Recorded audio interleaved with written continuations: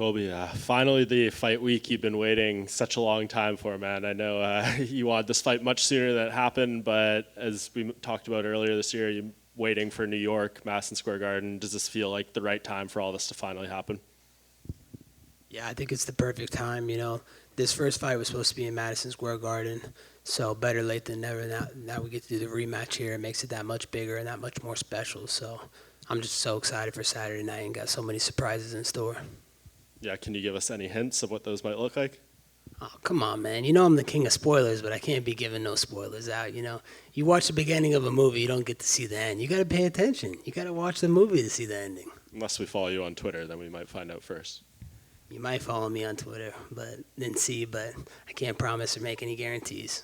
What's the feeling towards Kamaru coming into this week? I know there's been a lot of heat going into the first fight, but there's been a little less media and stuff like that going into this one. So can you just kind of vocalize what you feel about him right now? Yeah, I go to bed every single night with revenge on my mind, and I realize that revenge is a dish best served cold, and I'm going to serve that revenge dish to Marty on Saturday night, and I got some really bad intentions for him. He's not going to want to come back for round 3 after I'm done with him Saturday night. What do you think is the biggest difference within you since the first fight? I know you probably, maybe there's not even that many holes to poke in from your perspective from the first fight because you feel like you were wrong by the tactics and the referee and stuff, but what do you feel you need to change for this rematch? First thing that I changed, the biggest thing is the people around me, the team that I have around me now. Daniel Valverde, my jiu-jitsu coach, my striking coach, Cesar Carnero, and my strength and conditioning coach, Jonathan Lopez, and my other coach, Charlie Weiss.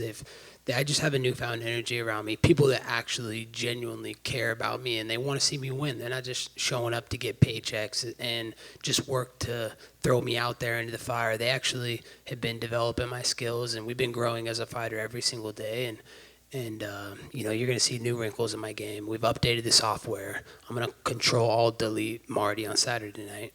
And with that in mind, and you kind of look back at the first fight, do you see things that maybe, whether it was through tactics in your training camp or advice you got in the fight itself, that weren't the right things that now you can see with these people has changed dramatically?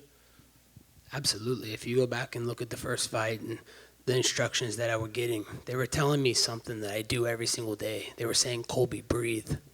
Dude, we breathe every single day. Why are you telling me to breathe? I mean, everybody in this room knows how to breathe.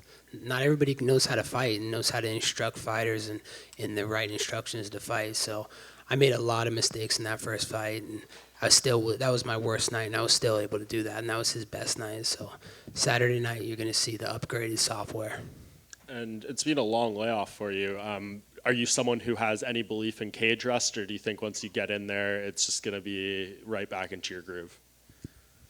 I work hard every single day in silence, and I let success make the noise. And, people that believe in ring rust are the people that are mentally weak. If you believe that there's ring rust, then it's probably going to happen. I don't believe in that. I've been making so many strides with my new gym, with my new coaches, Daniel, Cesar, Jonathan, Charlie. We've developed a new game plan, a new strategy, and we're going to show you guys Saturday night. I can't tell you, I am the king of spoilers, but I can't give you any secrets. And last one from me. You mentioned you're going to control alt delete him. He's not going to want a part 3. So what does the Colby Covington title reign look like if you got this done? Is it Leon Edwards? Is it the new guy on the block, Khamzat Chimaev? What are you looking forward to in terms of your title reign? Khamzat Chimaev, he's got to do a lot more work than get 3 fights in the UFC. You guys hype these guys up real quick, but let's not forget that he was put down by the common cold. He was ready to retire off the common cold. That's a 99.9% survival rate to beat the common cold, and Khamzat Chimaev was ready to give it up and retire. So, he doesn't want to fight me. He's got a way less chance than 99.9% chance against me.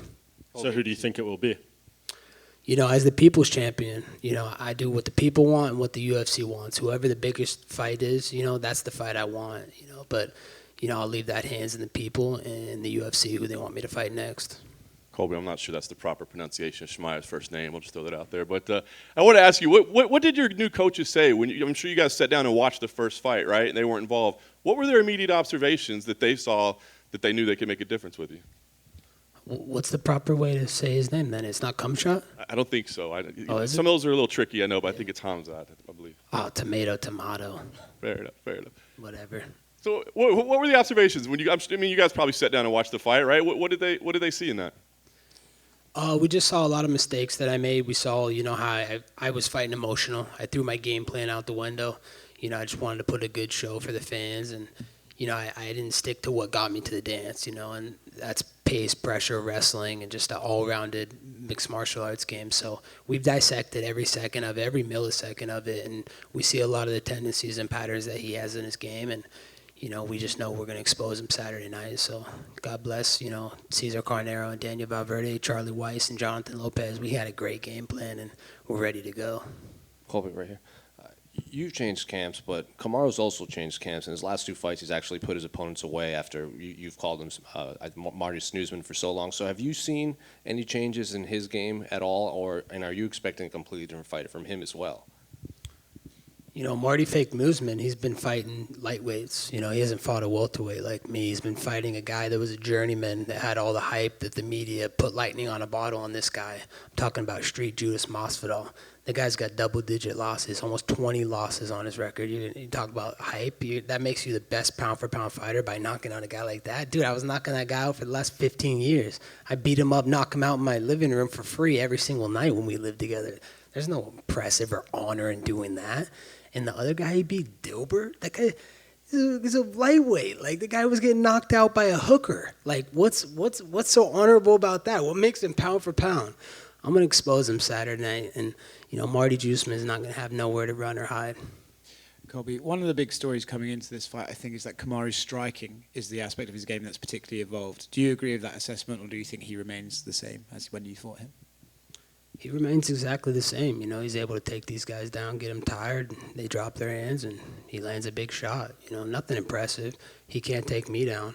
Saturday night I'll show that, there's just different levels to this game. I'm going to make him fight and put him in situations that no one else could put him in before, and it's going to be a completely different matchup.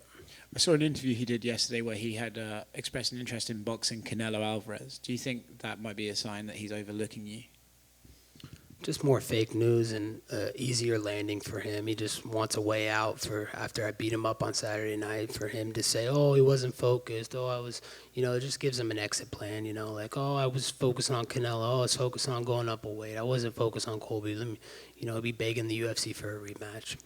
Dana has made his thoughts about your first fight with Kamaru well known, that he loved that fight, thought it was one of the best of all time. Do you think there's a chance then, if you beat Kamaru on Saturday, that they'll want you to do a trilogy fight right away?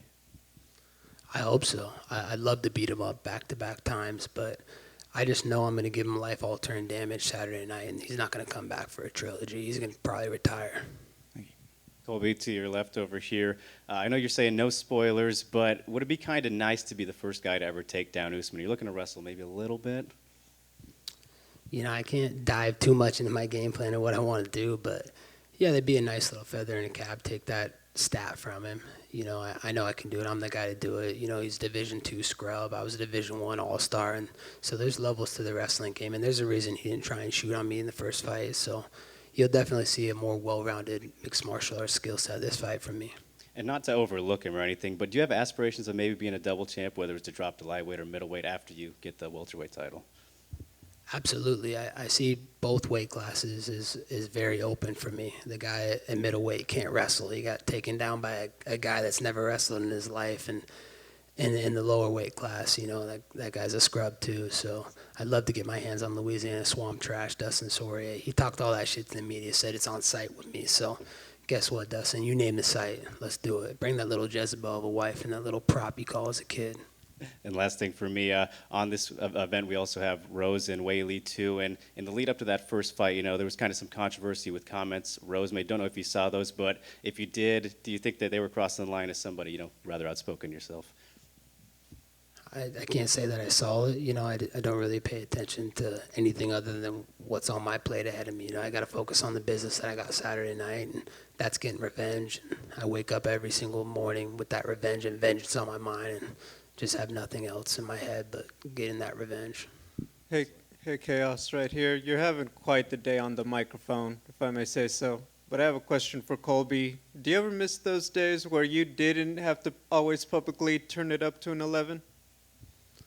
No, I don't miss those days. Those days I was broke, and I wasn't making the paychecks that I'm making now. So, I love what I do. I'm thankful to be in the UFC, and, God bless Dana White and Hunter Campbell for giving me these opportunities. People have one certain way of feeling about you. Either they're into it, they're down for it, or there's some hate with it. With all of the attention that it's brought, has it been worth it? Like, did it bring you the personality? Did it bring you all the opportunities that you were wanting back in those days? The biggest thing is the UFC stands for the Ultimate Fighting Championships. This is not the Ultimate Feelings Championship. So, I'm here to take checks, break necks, and send people out on stretchers like I did my last fight. So if people are mad at me because I love America, I love my president, that's their problem. I could give a fuck less what their opinion is, The biggest thing that, any of you in this room can have a different opinion than me. I agree to disagree. I'm not going to berate you for your opinion like you guys try to do to me. I'm going to respect you because I'm respectful. And in America, we have freedoms, land of the free, home of the brave. We have constitutional rights. You got freedom of speech. And I'm not going to be mad at you for whatever you believe in. My final one. You have, I believe, a nickname for just about every contender in the welterweight division. Is there a particular favorite one that you came up with that you're like, ooh, that was a good one that I came up with? Yeah, I think Marty Juiceman, the CEO of EPO, it fits him pretty good. He's a 35-year-old middle-aged man, and he looks like he has a chemical imbalance. The guy's got acne all over his face, all over his shoulders and back.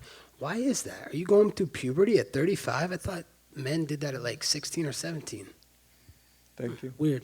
Colby, you have these NYPD and FDNY hats in front of you. Obviously, you put them there. What do they mean to you? Why did you decide to do that? It means everything to me. That's who I'm fighting for this Saturday night. Law enforcement and all first responders around the world, not just NYPD and not just, FDNY, but them in particular, because what they did for and what they stand for in 9/11 and here in New York City. I just appreciate their service and sacrifice. Every day they leave their homes, to protect and serve, our people in our communities, not knowing if they're going to go back to their wives and their kids. So, I just want to show my support for them and dedicate this fight to them. Now, obviously, you're saying that you appreciate their risking their lives and everything like that, but they're also dying of COVID. The virus that you're calling is the common cold. We've lost 21-year veterans. We've lost all these type of people. Do you have respect for people that have obviously lost their lives to COVID as well on the front lines? Absolutely. Anybody that loses their life, it's a terrible tragedy, but, you got to take better care of yourself. There's probably underlying conditions why maybe some of those things happen, but, God bless them, rest their souls, and let's move on and get over this pandemic. And, we all know that healthy people, this common cold doesn't affect healthy people. So as long as you're healthy out there, then you're going to be all right. Have you reached out to FDNY or NYPD since you've been here? Do you have a relationship existing with anybody from there? Yeah, I have a relationship. I know, one of my quartermen, Charlie Weiss, has been able to get in contact with them, and we wanted to go, visit their bases and go to their compounds and say what's up. But just the risk of getting COVID this week, we didn't want to take any risks before the fight and contracting anything. We wanted to make sure we stayed healthy and socially distanced and kept our space from everybody so we could get to the Octagon Saturday night and put on a show live on pay-per-view. Gotcha. Thank you. Hey, Colby, Usman has 18 fights in a row that he's won in his career, and basically he's saying he's the father of the division and everyone else are his sons. What do you have to say about that? He ain't the father of this division. He's my son, and there's a reason he had to take fake breaks the first time we fought. And, I kicked him in the liver. He was ready to quit, and I was his daddy. And then all of a sudden, the ref stops and, let's give this guy a timeout. Let's give him a break in the middle of a fist fight. We're not playing a kid's game. We're not playing basketball. We're not playing football. These are little kids' games. Those are play games. We're playing fighting. We're playing to kill, and there's no timeouts in fighting. So he has no reason to be saying he's a father of anything. If anybody, I'm his daddy, and I'm going to show him Saturday night. What do you have to say about, I heard you were denying that your jaw was broke in the last fight. A lot of people say that you did have a broken jaw. Yeah, that's fake news, and it's standard for Marty Fake Newsman spitting fake news out of his mouth. Any of you journalists out there could go out on the internet and deep dive and find this fake X-ray that they tried to put on the internet.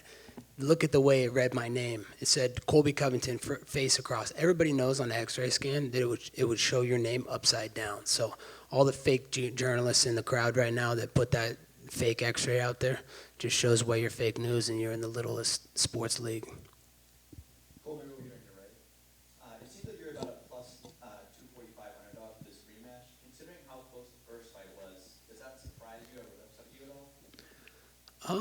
It doesn't surprise me because all the marks, all the people that truly believe in this guy's hype, it's amazing. And it just really shows me that all my supporters and people that believe in me, I'm going to make them rich and I'm going to make them happy. But all the people that are hyped and believing in the hype and this guy being unbeatable, they're going to be sad on Saturday night. They're going to go broke and their bank account's not going to be great again. And last one for me. Two of your favorite welterweights, Jorge Masvidal and Leon Edwards, will face off next month. What do you make of that matchup? There's nobody on the UFC roster that Street Judas, that fragile guy Masvidal, he can beat right now. That guy's washed up. I mean, I saw the discipline and the way he trained for years. The guy's nothing. I mean, he has no skill set, and he completely got melted his last fight. I mean, has he woken up yet from his last fight? Who knows if he's probably still sleeping, so I don't know if he's ready to go fight yet. He's definitely concussed and fragile, so there's not a guy on the roster that Street Judas Masvidal can beat. Thanks, Colby. Colby, with one quick one with that in mind, do you find some common ground with Kamaru and the fact that he did that to Masvidal? Did that make you like him anymore? No, not at all. I have no respect, no love for that guy. He's a cheating coward, so there's nothing he could do that could make me respect him.